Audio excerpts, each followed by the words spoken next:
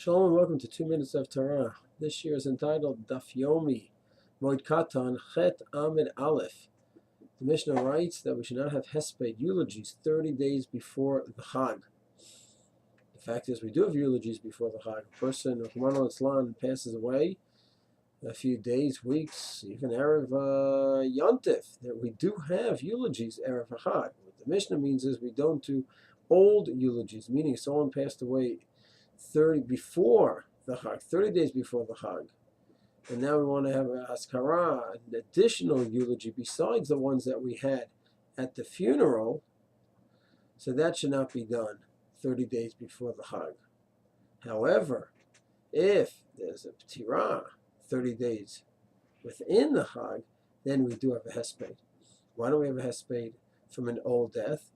So the Mefarshim explains because it brings out all the old emotions that people are coming down and getting back to routine, so to speak, and now it's bringing it all up again right before the Chag, and then they're going to come to the Chag in a sad state. Well, if that's the case, then having a eulogy on a fresh mitah, that's certainly going to go ahead and bring up tsar. And then they're going to come into the Chag also sad, all the more so. So the Mefarshim explain that's not true. That if it's an old Avela, then people are trying to get back into the routine. And now you're bringing it up again. But when it's a fresh death, then the people are already in it. And therefore, to go ahead and tell them not to, it's not going to help. They're already in the Avela, in the crisis. And therefore, they're allowed to have the Hespedim, and it's a mitzvah to have the Hespedim.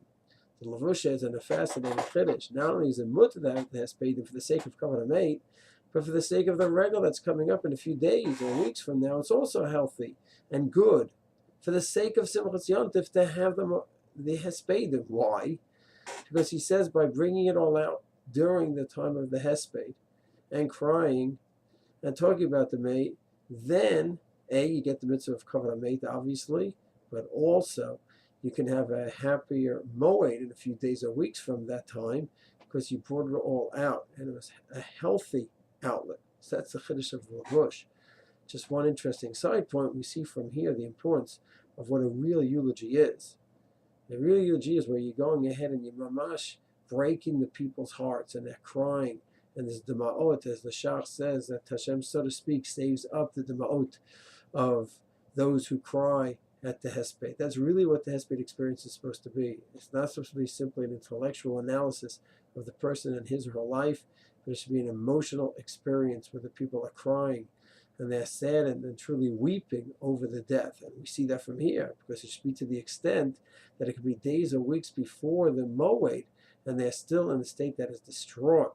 They are distraught from the eulogies that they heard days or weeks earlier. Shalom, and we only have smachot.